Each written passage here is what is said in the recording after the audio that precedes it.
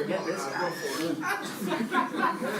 Get out there doing the okie doke here. Always remember, with every decision you make, you either have the pain of discipline or pain of regret. It's got regret written all over it. Regret written all over it. I'll go in there. I'll go in your 180 degrees sauna later.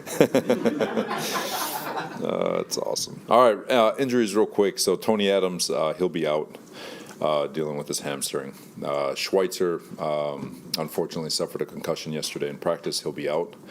Dwayne Brown, you guys won't see him today. Still feel good about his availability for Sunday, but he's just getting some things checked out with the doctor. But we still have him listed as questionable. I'm not worried about him as a veteran being able to practice or not practice and still show up and play. And then otherwise.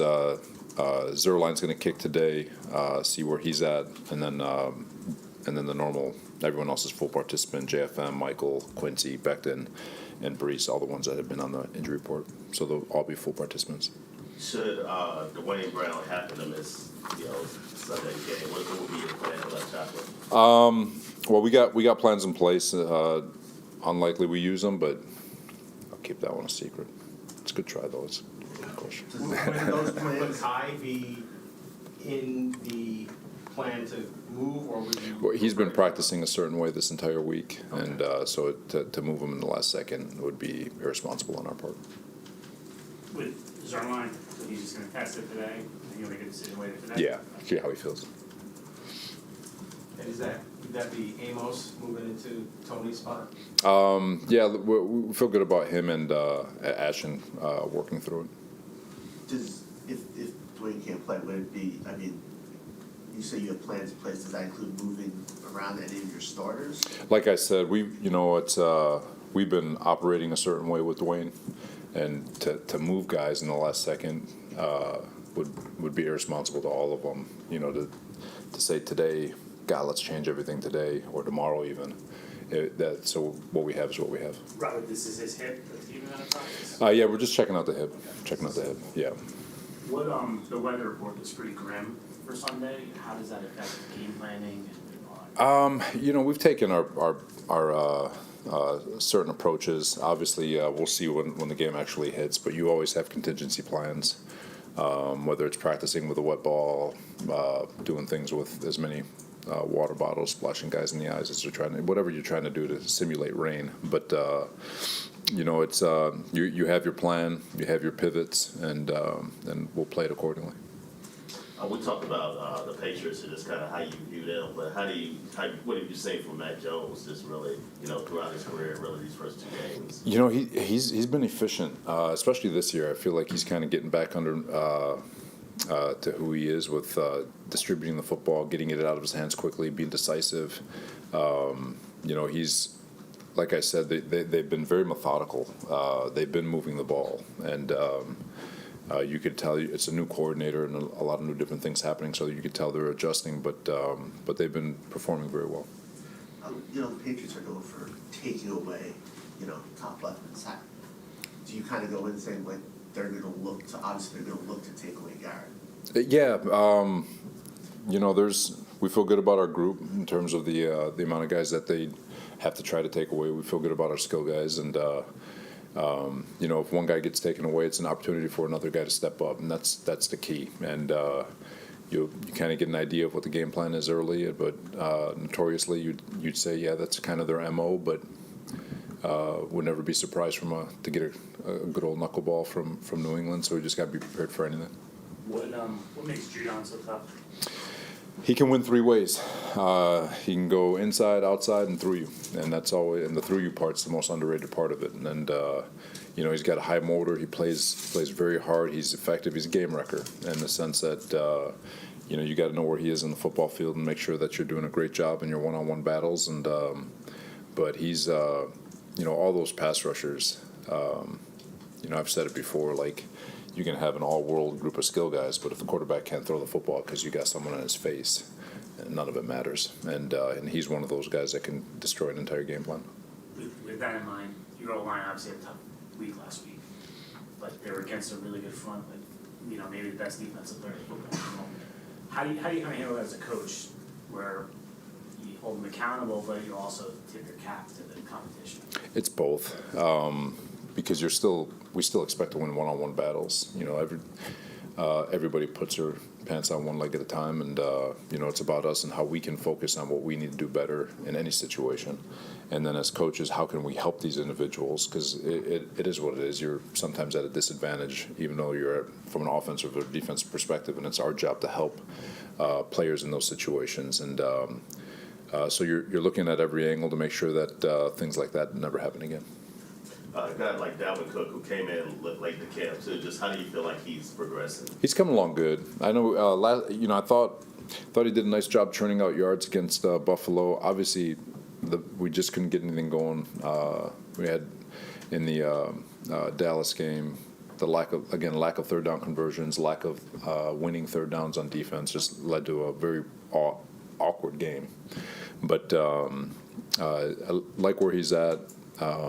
Love his mindset, love his voice, love his words. I love the way he speaks, and just really looking forward to him continuing to get better.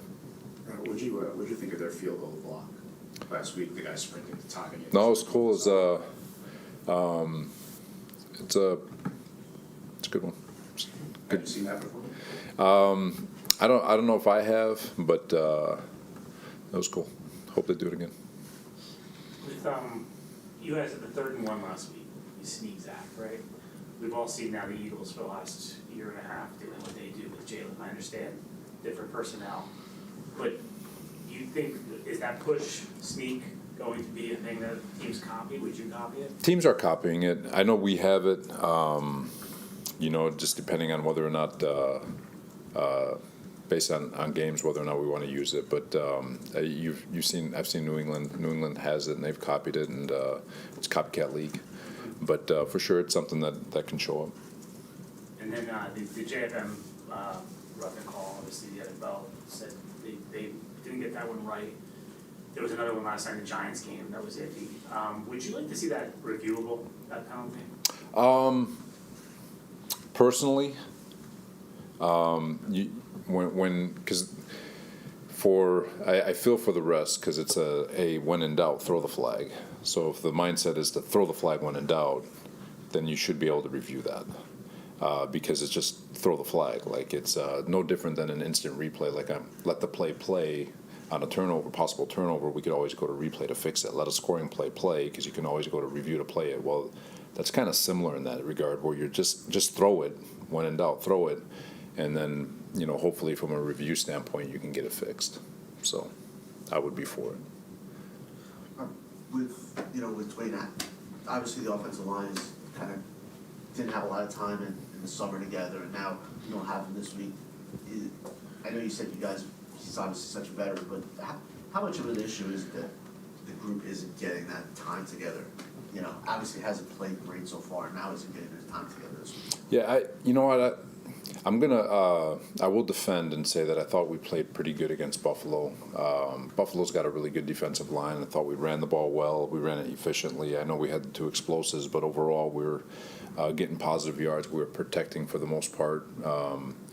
And I know from a recency bias standpoint, Dallas got after us, and hats off to them. They did. And but with that said, just staying the course, having faith in the group that we got. Yes, continuity is always key, and you want to keep guys together, but that's not the way this league works. You got to be able to. That's why during OTAs and training camp, you're always moving guys up and down the line and working different combinations. It's why even in the secondary, we got different safety combinations working with different corner combinations and linebacker combinations, because it's real. In the game, you're going to have to be able to adjust on the fly and communicate with different humans. So you're always making those.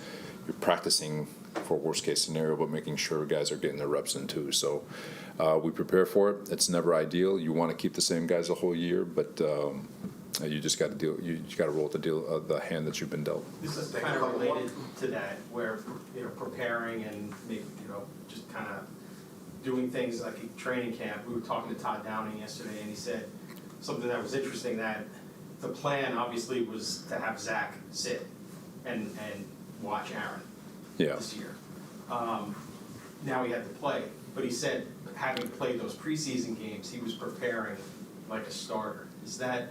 And he said he thinks that's helped him at this point to kind of step in. What are your thoughts on that?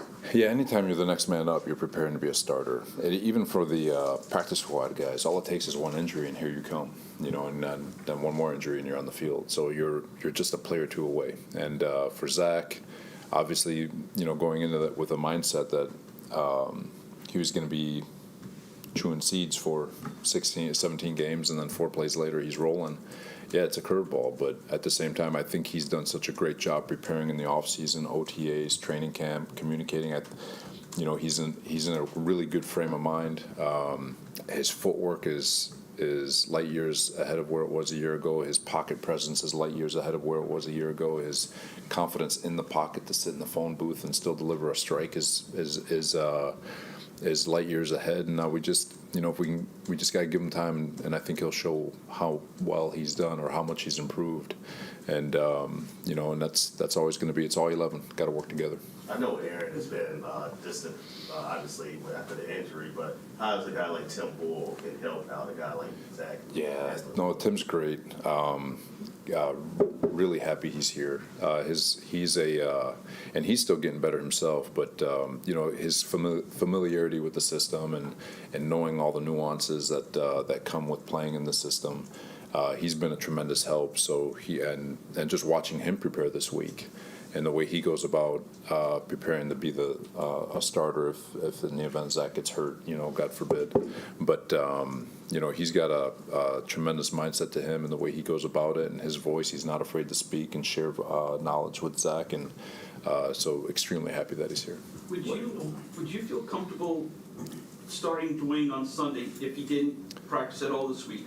Or would you want him to get some practice time tomorrow? Well, you always want to get practice time, but yeah, if he's he should be good tomorrow to get his practice time in. But as far as because it's all walkthrough stuff, so you're still going through all the walkthrough stuff. The limitations on practice means he's just not getting any of the live reps. But yeah, I feel very confident in Dwayne to be able to play on Sunday.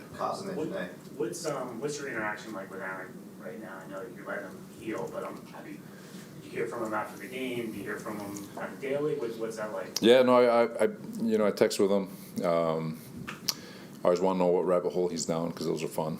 And but he's doing great, and really excited for him to get back here. Really excited. I mean, his presence, just his thoughts and his words are. He's a cool individual. So hopefully he gets back next week.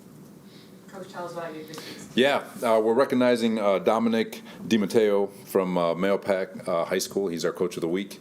They beat a team that knocked them out of the playoffs last year, scored 21 on 9 to get to 2-0, which is cool. His father coached for 52 seasons and has the second most wins in New York State history, which is awesome. But good luck to them tonight, and kick butt. All right, thanks, guys. I'll find them. Don't worry.